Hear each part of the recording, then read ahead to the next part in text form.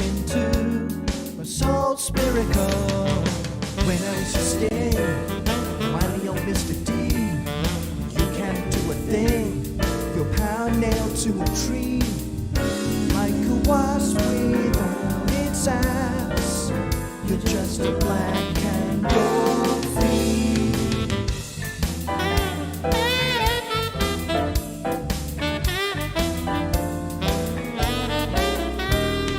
Should've heard it coming, the BizJet 103. Used my spine as a runway as I jogged along the beach. Monk and train were grooving in my ears.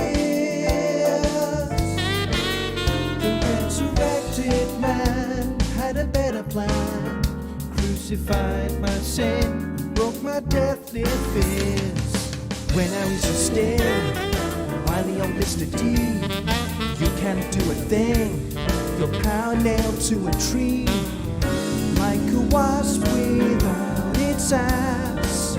You're just a black and gold flea.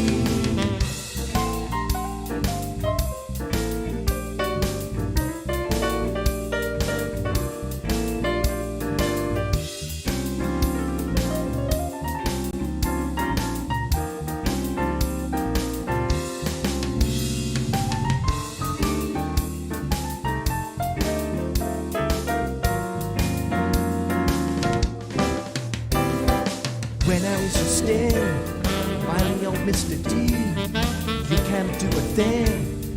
Your power nailed to a tree, like a wasp without its ass.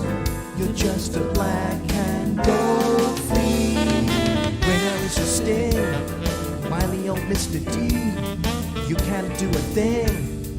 Your power nailed to a tree, like a wasp without its ass. You're just a black and gold flea.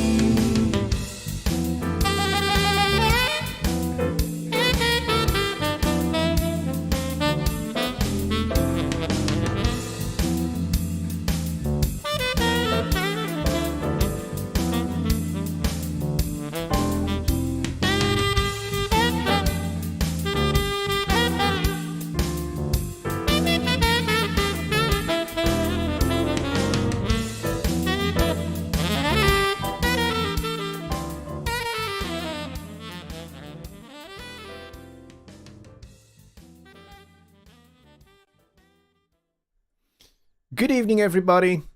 Welcome to not Songwriting Simplified at all. I'm getting confused. It's Sunday, so therefore it is Sunday Night Live. Songwriting Simplified was last Wednesday. So here we are, Sunday, the 7th of November. 6th of November, because it's Monday for me. It's Sunday for you if you're in the United States. All right. All this clock changing and time changing gets a little confusing, especially, after the week I've had, everything is just confusing at the moment. But that's okay. We will get through it, as I think it was Billy that said, this shall pass. I think it was Billy that said that. Ronald Figueroa says, that's a song I haven't heard before. Yes, that song is from a record I made almost 10 years ago. The record was called Swings on Roundabouts, and that song is called You Can't Do a Thing, and it's a song that is it's got a 4-to-the-floor kind of shuffle groove. It's essentially a 12-bar blues with a chorus, and it's all about death. Each verse is a ridiculous way in which somebody has died. So the first one, guy gets run over by a very slow-moving steamroller. And then the second guy, he is on his lunch hour. He's a high-powered business guy, and he is on his lunch hour, and he's going for a run along the beach with his earbuds in, and he's listening to Thelonious Monk and John Coltrane, and their noise-cancelling earbuds. He doesn't hear a thing.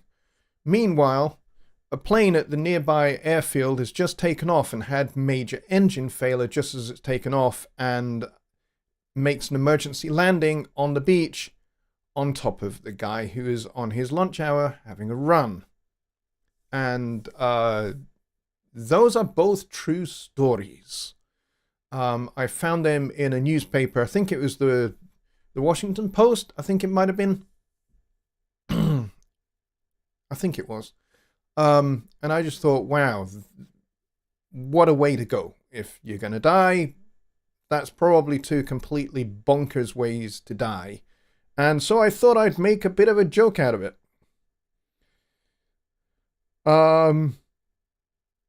The slow-moving steamroller thing was in a movie. Yes, but it was also based... That whole slow-moving steamroller thing is also...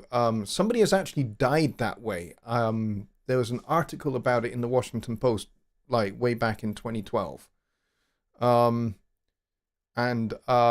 This whole article basically listed the top 10 weirdest ways to die. And so I basically just picked a couple of them at random, 2 or 3 at random, and decided to make a song all about it. I thought, you know what? Why not make a silly song about death? You know, there's lots of songs out there that are kind of serious and a little bit somber and a little bit sad about death. So why don't I just write a silly song that's kind of like the most ridiculous ways to die? Why not? So that's what I did for that song. So yeah, the steamroller thing, the guy was a construction worker, and they were basically they'd done some road construction, repaired the road, I think filling in potholes or something, and then they were just putting down brand new asphalt on the road, and somebody let go of the brake on the steamroller, and the steamroller ran over our construction worker friend, and he effectively became part of the asphalt. So there you go. But, you know, being run over by steamrollers is a thing that appears in lots of cartoons and films, because it's just a silly way to die. But this person it actually really happened in real life. So I thought it was funny. Anyway, so there we go. But tonight's topic is not about songs about death. But I guess kind of reliving some old songs of mine that I had written over 10 years ago for a record, which, although I was pleased with the songs, I was not particularly happy with the mixes. I did not mix the record. I hired somebody else to mix that record, and was not particularly 100% happy with the mixes. But it is what it is. Sometimes you will get that. For some reason my chair is rolling back. And sometimes you'll get that, where you're working with somebody and you're maybe not 100% happy with how it turns out. And you know what? Sometimes you just got to commit, especially if you've set a deadline. You've just got to commit, and you've just got to put out the work. And so that's what I did. And of course, I never go back. Once a work is out and it's released, I never go back and I never revisit it. And I certainly never try and rewrite a song or remix a song. I just leave it. It's out in the wild. Warts and all. Mistakes and all.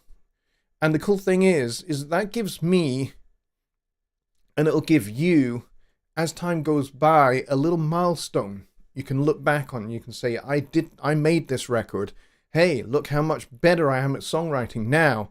How much better I am at arranging now. How much better at mixing I am now compared to that record. That record was pretty awful in comparison to where I'm at now.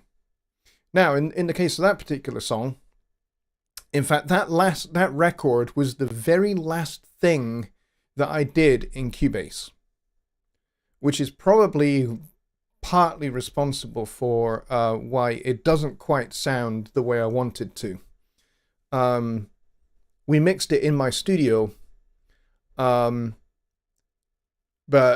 we had so many issues with Cubase back then. So many issues, and pretty much I got the record out because I needed to get the record out. I had a deadline to meet, and it just had to go out the way it was, warts and all. And it just didn't sound right. But it is what it is, and I switched over to Studio One, and I've never been happier. So, you know, that's like nearly 10 years ago. Billy's asking if I can share the stems or the tracks. I can't, unfortunately. As I said, it was all done in Cubase. It was recorded and mixed in Cubase. It was actually recorded to tape and then mixed in Cubase and then printed back to tape. Because I liked, back then I was still kind of betwixt analog and digital. I was kind of hybrid. I had been hybrid since maybe 2004, 2005, where I recorded to tape and then would print in the recordings into Cubase, and then I would mix, and then I'd print the master back to tape. That's just the way I liked to work back then. And unfortunately, number one, I don't have the tapes anymore, and I don't have the tape machine either. The master was done to digital tape, and the digital tapes are still down in my studio in London, which I visit once every 5 or 6 years. I know the guy who is running my studio down in London. He's fantastic. He's great. He looks after everything that's down there, and he looks after all my master tapes, because that's where all of my master tapes are over the years. They are all in his vault down in London, and the digital tapes are there as well. So it is extremely unfortunate, but I'm not going to be able to get you the stems. But there you go. I'm glad to see that Kyle is here on his iPad or tablet, whatever it is, whilst he's recovering. But let's go see who is here. And I think Billy might have been first in the door. Kevin's Guitar Stories is here. W5 family are here. And Mike at Music to Motion is here as well. Ambient Dave is here. Kyle, we've talked about a little bit. Ronald Figura is here. James Giannoni is here. Don Oliver is also here. Keith is here as well. Keith Chadwick over in Canada. Let's see. John Lake is here as well. I'm trying to go through and see. Dwayne is here. Fantastic. Paul Morgan is here. Bobby Booth is here, which means the show can start now. And Old School Funk and Soul is here. He says, just arrived home. And he'll be popping in and out of the chat. That's cool. No problem. I'm glad you're here. Thank you for coming. Just Bob says, probably about 1.5 years since you last played it. Yeah, probably is. I have played it before. That's for sure. All right. So if you have questions, Bob's has just walked in the door as well. He says, am I late or am I early? No, you are right on time, because your clocks have just gone back an hour. Ours went back last week, so now we are back to normal, which is a 6-hour difference between where I am here in Scotland and the Central Time Zone, which is kind of the Chicago and all of that kind of area. Yeah, so 6 hours between Central and UK.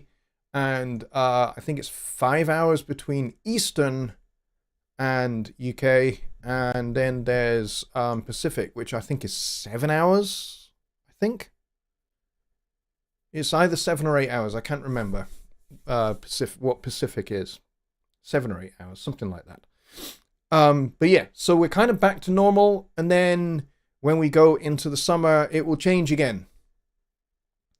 And the way I try to work this show and have over the last several years is to make sure that this show is always at 6 p.m. Central, whether that's daylight savings time or not. That way, most of the time, for me, it's midnight, and then occasionally it's 11 p.m., and then it's midnight again. So that's kind of... Mountain time is 7. There you go. Mountain time is 7, and then Pacific is 8, I think. I think that would be right. So for me, it is coming up on 20 past midnight. So I am already on Monday. So there you go. And nobody is normal as far as I'm aware. Anyway, so now that we've established that, we have our first question, which comes from Bob. So if you have a question regarding Studio One, music in general, production, mixing, mastering, recording, whatever it might be on those subjects, then please get them into the chat just now. And the best way to do that is to write at Jonny Lipsham Studios before your question. That way I'm able to pick it out from just the general chat, because what happens is that highlights my name in red and then I can see it straight away. Which is what just Bob did. He set the example for his question, and because he posted the very first question, I pinned it to the top of the chat. So if you want to be pinned, get your question in first. Simple as that.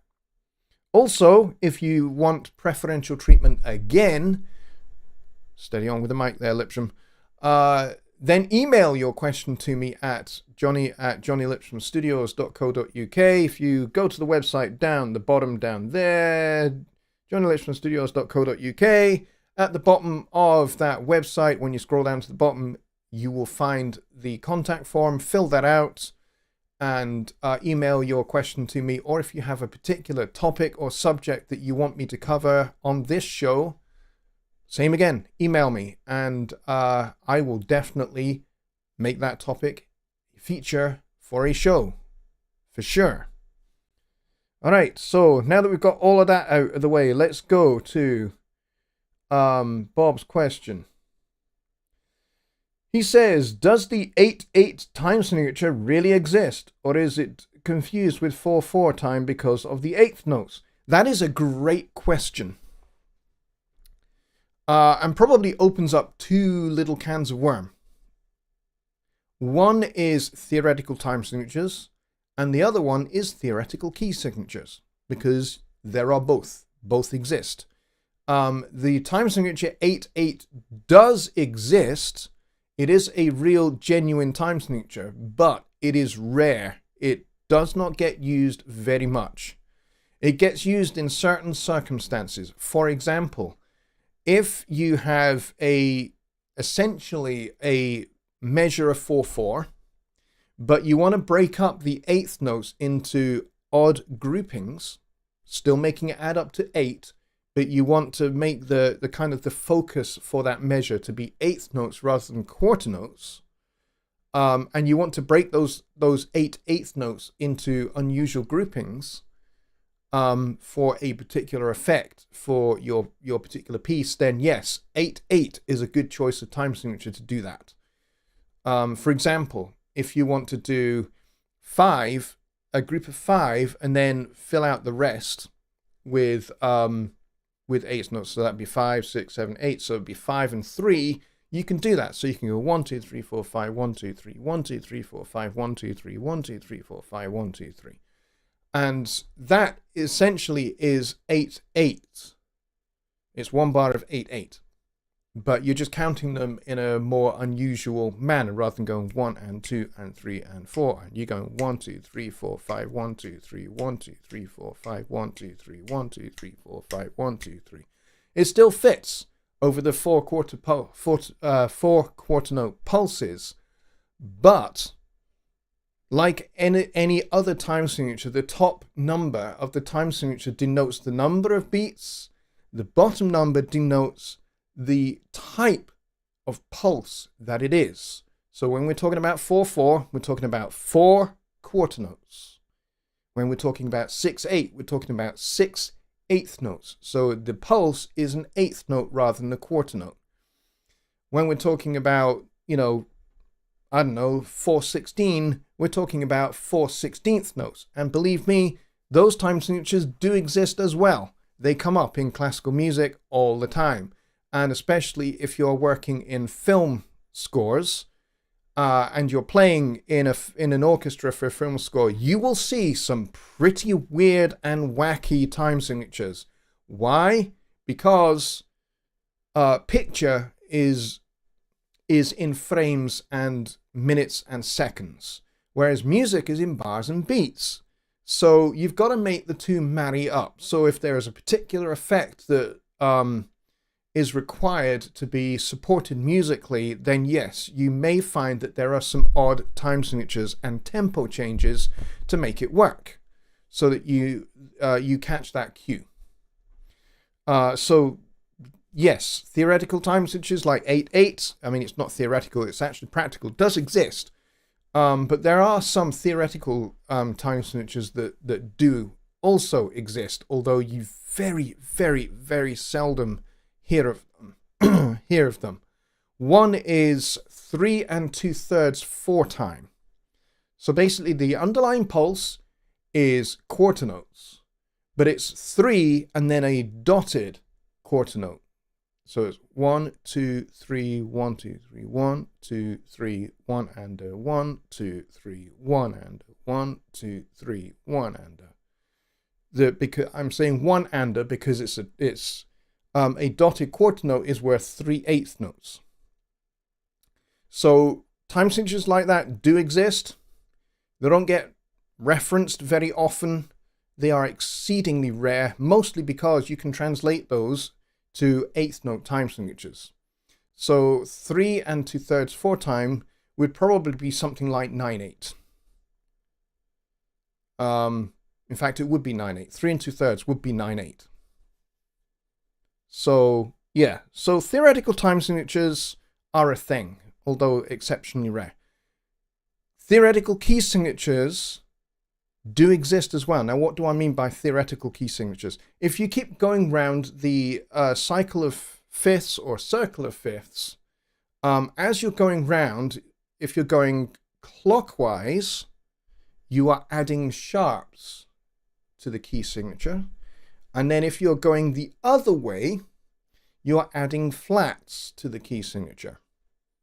So if you keep going round the clock in a clockwise direction, you get to a point where you have lots of sharps, and then eventually you start going into flat keys, and then the flat keys start at 7 flats, and then they go 6, 5, 4, 3, 2, 1, and then you back up the top with no flats and no sharps, which is C major or A minor.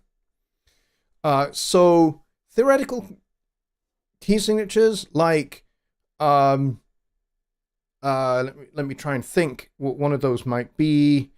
Something like 8 sharps, which would be B sharp major,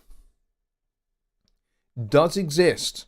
It does mean that you get a double sharp in your key signature. So, but they do exist, but nobody ever uses them practically, unless you are dealing with kind of microtones and enharmonics and those kind of things. Then yes, you might see them a bit more often. But those key signatures do exist, like F flat major, for example, does exist. C flat major also exists, and that is not a theoretical key signature. That is a genuine key signature. That does exist, and that would have 7 flats in its key signature.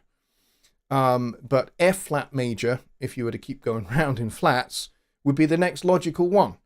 And it's a theoretical key signature in that it has no practical reason to exist, but it would be logical if you were to continue going round. So I hope that makes sense.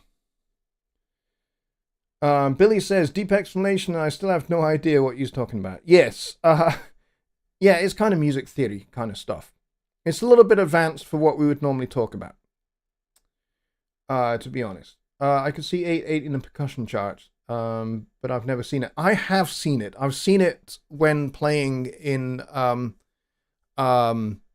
orchestras. And I've seen it when playing on a film score as well. 8/8 does exist. Ambient Dave says, I shall stick to 4/4 for my ambient music. Fair enough. Perhaps 4/8 notes and a 4-note task. Maybe. Yeah. Let's see. Just Bob says, is that where in a 4/4 count you get rushed chord strums in thrash or speed metal after guitars chug to a 4 count and then add chugs? Maybe. I don't know. It may be that those particular songs that you're referring to aren't actually in 4/4. They may be in 9/8, or they may be in something else. Mike at Music Motion says a 4/4 underlying rhythm with a triplet melody can also sound like 6/8 over 4/4. Neat stuff. I recently, yes, exactly. Now here's the thing. There is a time signature that can feel exactly like what Mike is describing there. Has a what you would think would be an underlying quarter note pulse, i.e. you would count to 4. So you'd think, aha, it must be 4/4. But it has a triplet feel. And this is where a time signature comes in that is called 12/8. And now, why does that feel like 4/4? Well, it's because if it's grouped in threes, then you have 4 dotted quarter notes. What does a dot do? Why am I talking about dots? Well, a quarter note is made up of 2 eighth notes. And when you write a dot next to it, that adds half of that note's value to itself. So if it has 2 eighth notes, then you're adding a 3rd eighth note. So to make a measure of 12/8, and you want to have that quarter note pulse, then you're talking about dotted quarter notes. And then you have, so for each dotted quarter note, you would have 3 eighth notes, making a triplet. So you'd have a 1, 2, 3, 4, 5, 6, 7, 8, 9, 10, 11, 12, 1, 2, 3, 4, 5, 6, 7, 8, 9, 10, 11, 12, 1, 2, 3, 4, 5, 6, 7, 8, 9, 10, 11, 12. Okay? Or you could think of that as two measures of 6/8. 1, 2, 3, 4, 5, 6. 1, 2, 3, 4, 5, 6. You can think of it either way you want, but 12/8 is a real thing in terms of a time signature. It gives you that underlying 4-beat pulse, beat 1 being the strong beat, beat 3 being less strong, and so you would get that with a measure of 12/8. So that does exist. Now, we're getting into some unusual territory here, because you can't do this in Studio One, but it is entirely possible to have 2 time signatures that are different being played at the same time. You get this in very, very modern, contemporary, classical compositions. And it is called, there's a term to it, like you have bitonality, which is where you have 2 tonal centers being played at the same time, or 2 different tonalities, so maybe major and minor at the same time, or more commonly 2 different key signatures, so maybe A flat major and, I don't know, B major, just to pick 2 random key signatures there, played at the same time. You can also have different meters, different time signatures going on at the same time as well. Usually only 2. I've never, ever, ever come across an example where you have 3 different time signatures, but it could be done. For example, you might have one section of the orchestra that's playing in 4/4, and then the other section of your orchestra is playing in 5/8. Now, at one point, because of the way math works, you will get both of their downbeats meeting together at a certain point, and then they will drift apart, and they'll drift away from each other, and then they'll come back, and then they'll drift away, and then they'll come back again. And there is a predetermined, because of the way maths works, you can predict exactly where that meeting of downbeats will happen. And it can be used to great rhythmic effect. And there are progressive rock bands that make use of this dual metric thing. Rush is one. I've heard Neil Peart do it, where the band is playing in 4/4 and he will play a 5/8 pattern and it eventually just resolves. And vice versa, the band might be playing in 5/8 and then he's playing in a straight 4/4, 4 to the floor kind of groove. And it works. It provides this weird kind of juxtaposition that keeps coming back. It's very, very strange. And I just realized that looked like that was an accordion. Weird. I don't know. Anyway, you do get that. Kevin says, can you demonstrate the best way to create a template in Studio One? Templates in Studio One are really, really simple to make. The best way to do it is don't have any audio in the song. You basically create a new song and then you add the channels that you need. For example, if you know that you're going to be working with a rock band that has the same instrumentation and you're going to use this for every song, then set it up.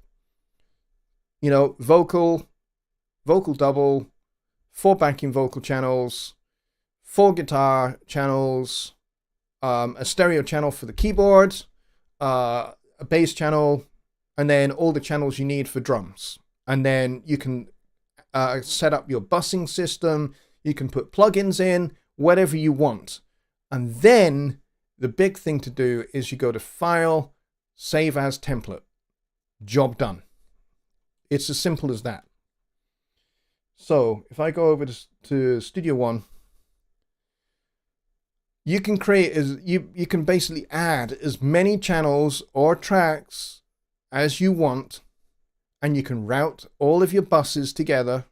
You can do all of that, and then once you're all done, and you've color coded them how you want, you put plugins, you brought in virtual instruments that you need, you basically set it up like you're just creating a song. And then once you've done that, you have no audio in the song, and just make sure that the pool over here has nothing in it.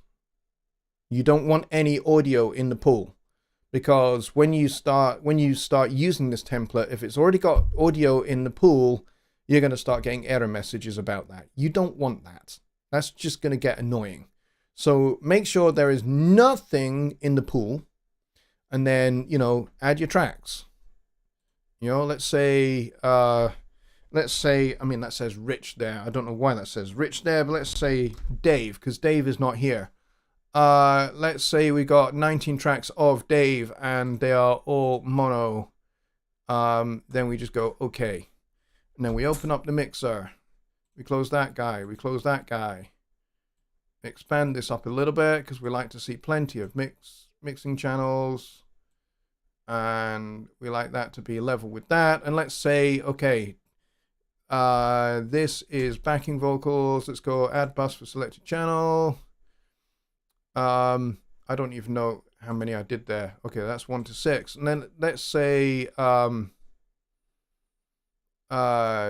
7 to 10 are another bus. Let's go add bus for selected channels. And then let's go 11 to 14. Let's go add bus for selected channels. And then let's go 15 to 19. That's the last one. We go add bus for selected channels. Done. And now we've got 4 buses. Now, I don't know about you guys. You guys in the United States might want to label these yellow because buses are yellow in the United States. But for me here, buses are red. Hang on, why is that not working? I don't want to change the name. I want to change the color, and it's not letting me change the color. There we go. Red. There we go. Buses are red in the UK. Well, in London they are.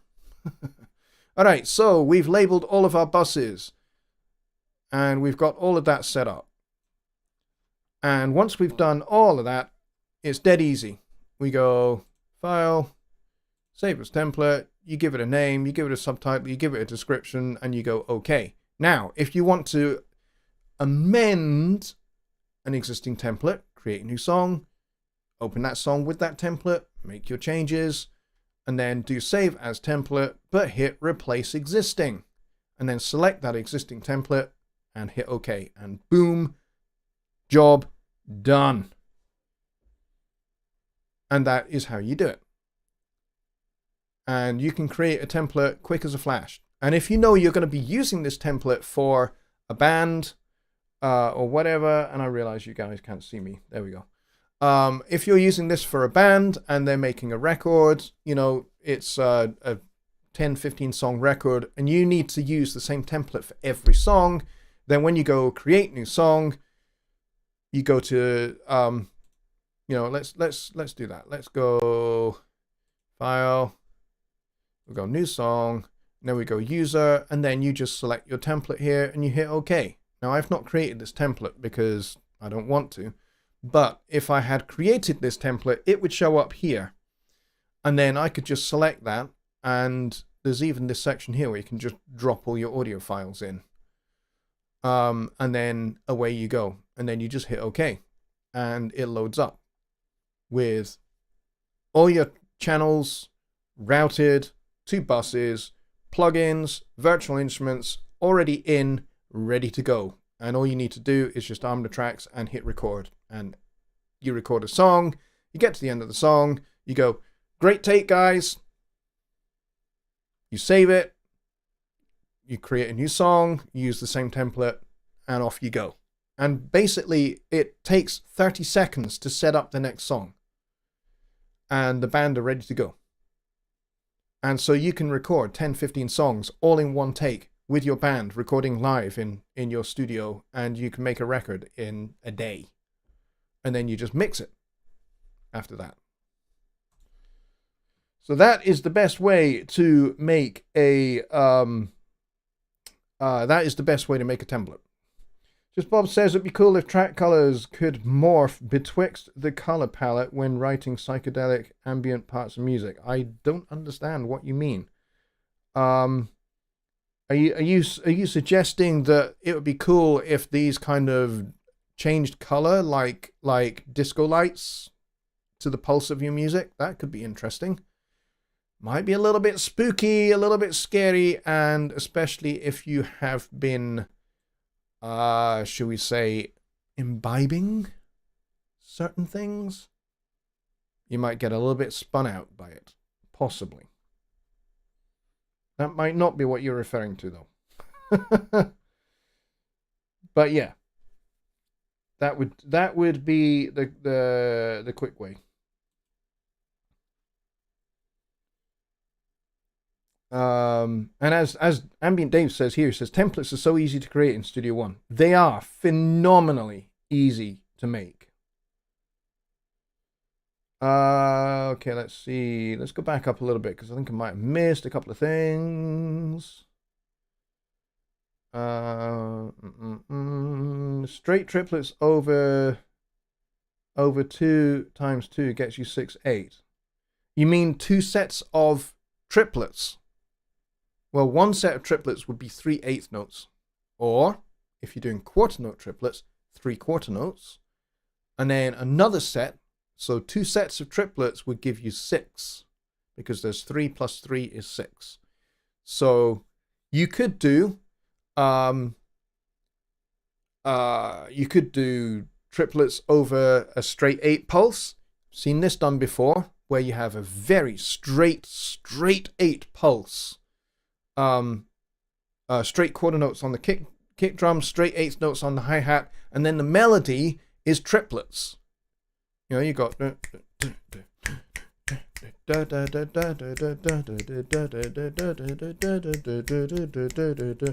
and it's a little bit unsettling, and that might be a deliberate effect that you want. Or you could have quarter note triplets over that same 4/4 pulse. 1, 2, 3, 4, 1 and 2 and 3 and 4 and 1 and 2 and 3 and 4 and that's 8th note triplets. 4 and but what if you were to do 4, 5, 6, 1, 2, 3, 4, 5, 6, 1, 2, 3, 4, 5, 6. That would be quarter note triplets.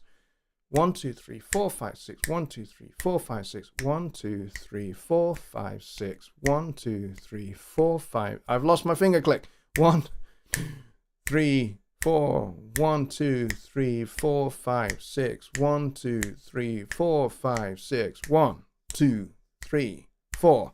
And then, of course, you can get into other more unusual groupings like 5 and 7, which are fun. Quintuplets, septuplets. They are fun. And then, of course, there's sextuplets. 6 notes in the time of 1 instead of 3 notes in the time of 1. Basically, that's what a triplet is. It's 3 eighth notes, evenly spaced eighth notes in the time it takes to play 1 quarter note.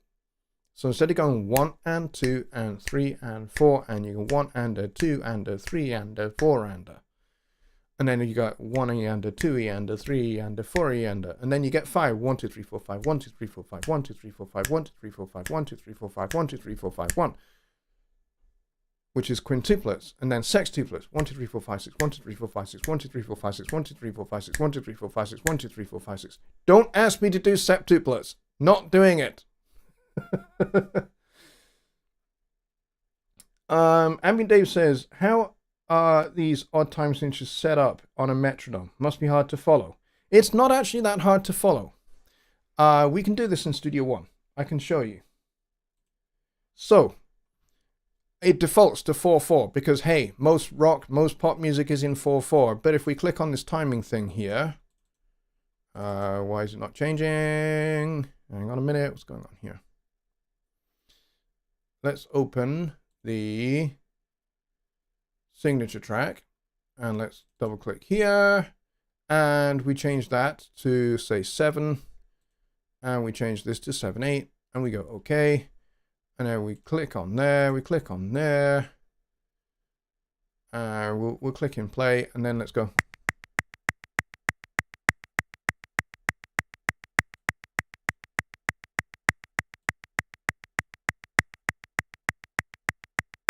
Now I've got it set up here so that the accent is as loud as I can get it, and then the beat is a little bit less loud, and then the off beats, 16th notes, I mean if I take those off from it so you don't hear them at all.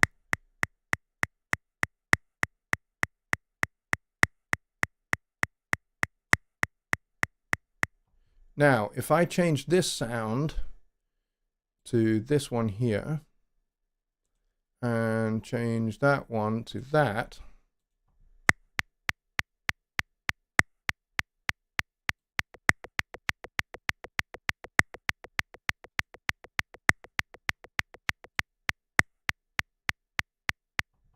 that gives you a better definition of where the pulse is, where the 1 is, because everybody needs to know where the 1 is. 4, 5, 6, 7, 1, 2, 3, 4, 5, 6, 7, 1, 2, 3, and a 1, 2, 3, and a 1, 2, 3, and a. There's the 3 and 2/3 4 time that I was talking about. That's how you would count that. 1, 2, 3, and a 1, 2, 3, and 1, 2, 3, and a 1, 2, 3, and a 1, 2, 3, and a. Or 1, 2, 3, and 1, 2, 3, and 1, 2, 3, and 1, 2, 3, and 1. To be honest, when I'm working in 7/8 at that kind of tempo, that's the way I count it. I don't count it as 1, 2, 3, 4, 5, 6, 7. You know, especially if we speed this up a wee bit. 5, 6, 7, 1, 2, 3, 4, 5, 6, da, da, da, da, da, da, 2, 3, 1, 2, 3, 1, 2, 3, 1, 2, 3, 2, 3, and 1, 2, 3, and 1, 2, 3, and 1, 2, 3, and 1. That's how I tend to count something like this particular time signature. So let's try a different one. So let's try 9/8.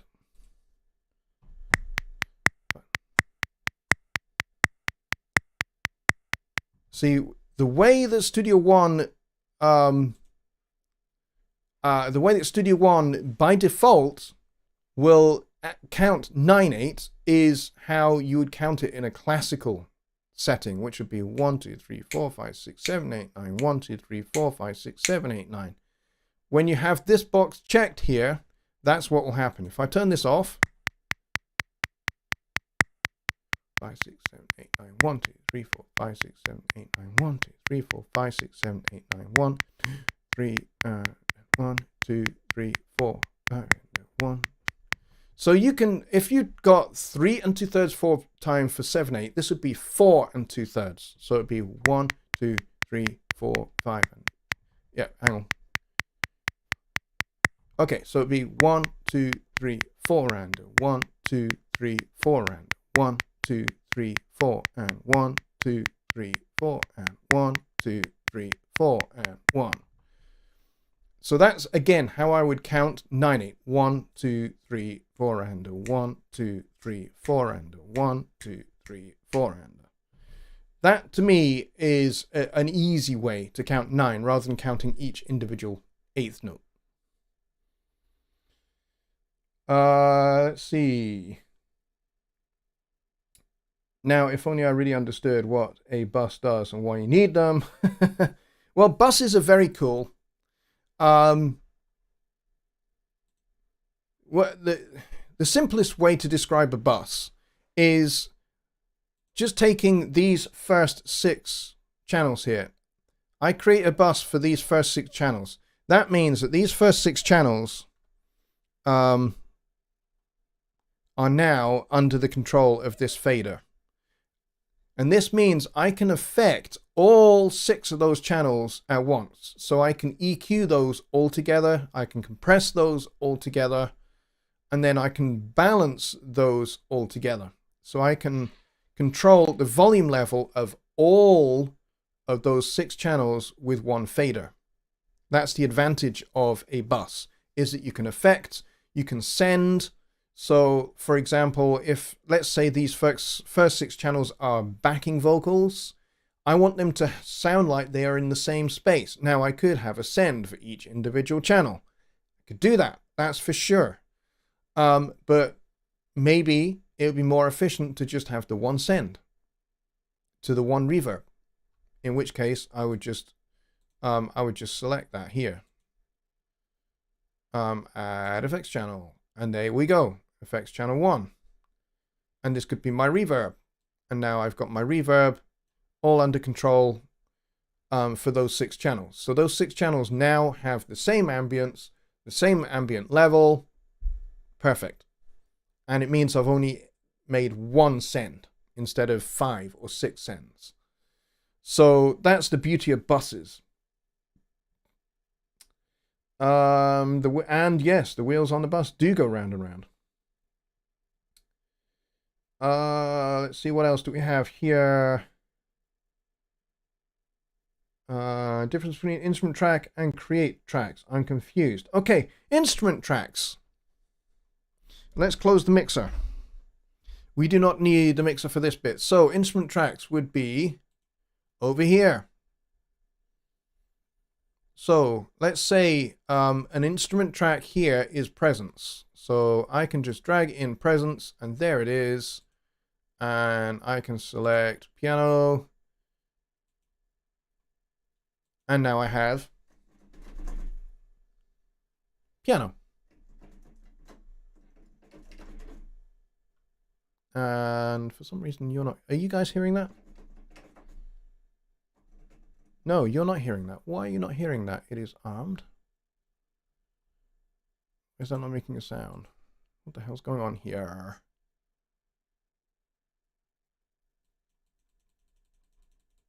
Why are you not hearing that?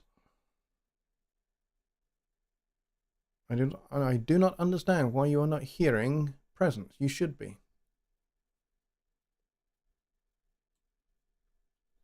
You should absolutely be hearing that because it is armed.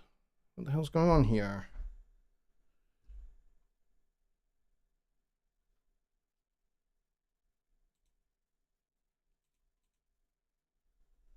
Oh, I know why.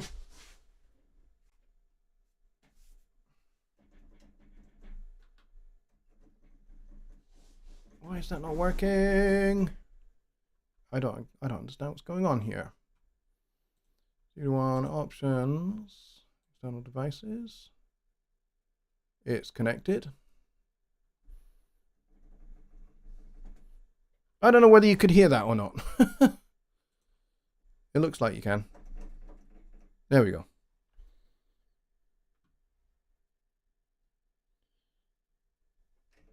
Oh, I know why you can't hear it. The flipping master fader's down. I'm an idiot. There we go. Bingo. No input level. Yeah, I know what it was now. The master fader was down. I'm an idiot. So that's an instrument track. Yep, I got it now. I'm a twonk. Anyway, so that's what a bus does, and that's an instrument track. Just Bob says, is song recorded at 120 beats per minute? How can you slow down one track out of it to 60 without affecting the rest of the track? Like a guitar solo, perhaps? Ooh, now that's a little bit tricky. In fact, I don't think you can do it. And the reason why I say I don't think you can do it is because the tempo track is global. And tempo in Studio One is global. Now, you can certainly time stretch it. You can certainly, if it's like an audio thing, you can certainly grab the audio and stretch it so that it's slower, across time. But tempo in Studio One is global. It's not on a per track basis. So you can't say, okay, this track is 60, this track is 120, this track is 220. Doesn't quite work like that. Tempo is global. So you would have to do some time stretching to make it work. I think that's the only way you can do it. Let's see. David Anthony is here. Hello, David. Good to see you. He says, try tapping 4/4 with one hand and 3/4 with the other. Exactly. If you're going 1, 2, 3, 4, 1, 2, 3, 1, 2, 3. Hang on. 1, 2, 3. 1, 2, 3, 1, 2, 3, 1, 2, 3, 4, 1, 2, 3, 4, 1, 2, 3, 4, 1, 2, 3, 1, 2, 3, 4, 1, 2, 3, 4, 1, 2, 3. That's where the little resolution is. Goes out and then it comes back. 1, 2, 3, 4, 1, 2, 3, 4, 1, 2, 3, 4, 1.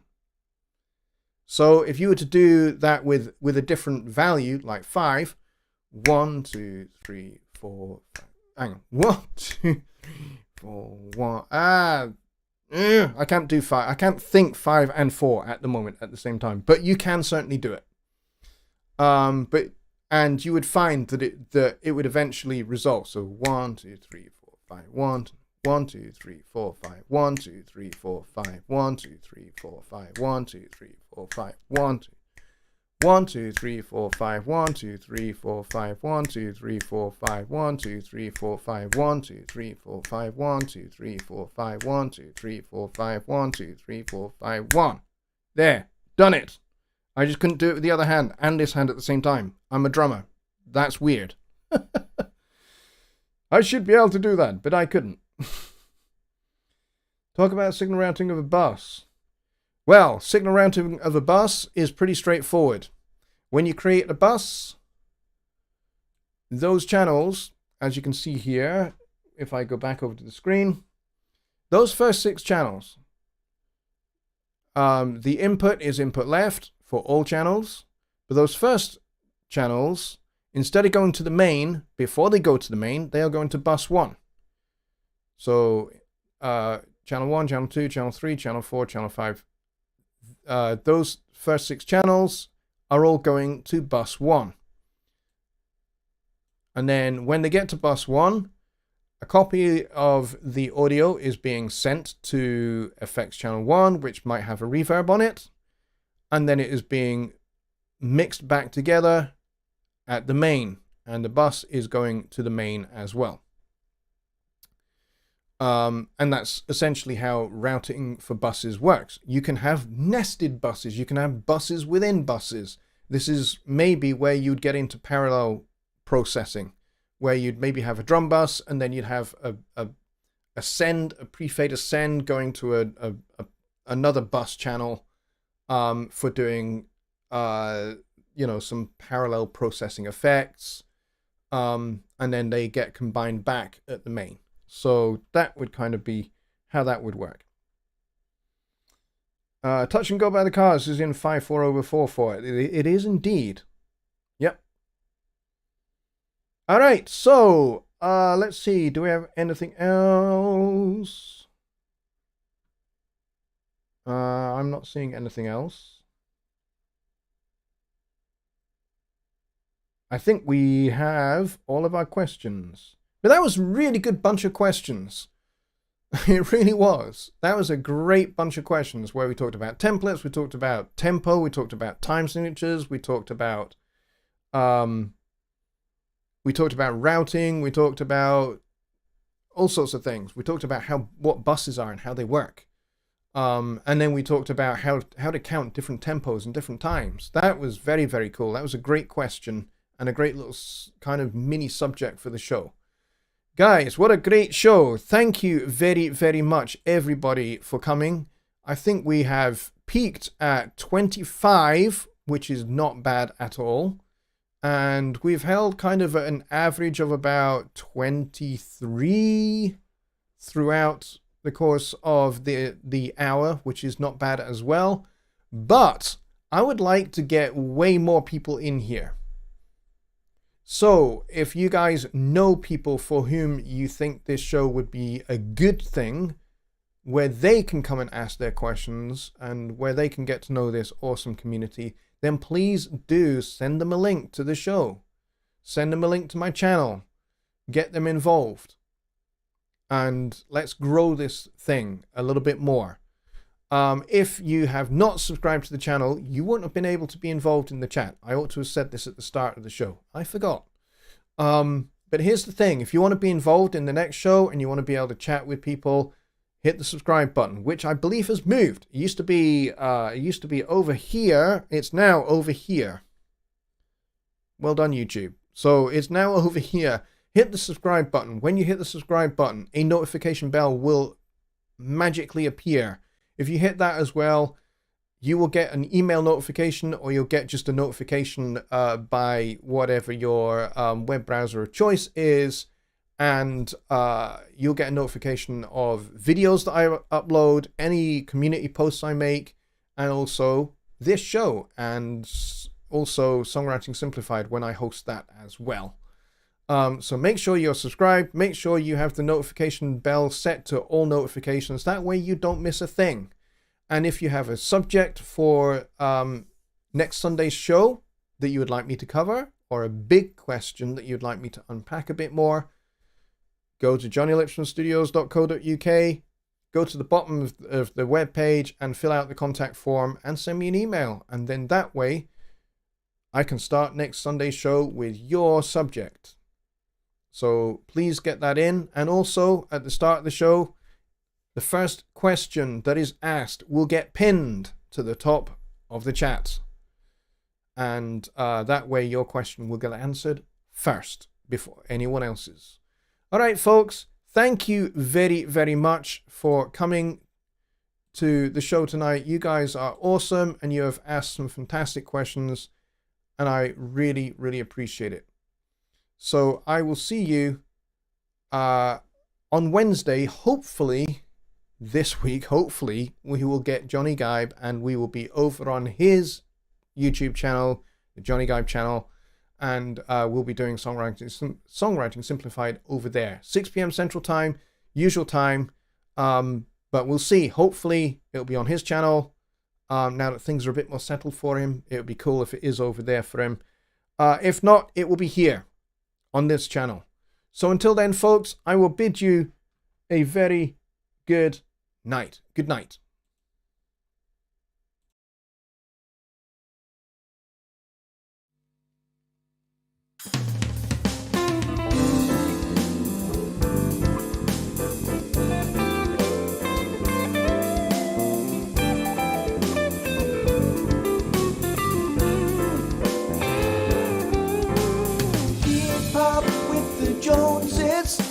are clearly blessed. They sow some big seed, he takes care of the rest. Thousands of creaseless suits, a sea of huge hats, nodding and waving, pat themselves on the back. Thank you, that's right now. We're looking good for the sacred cow.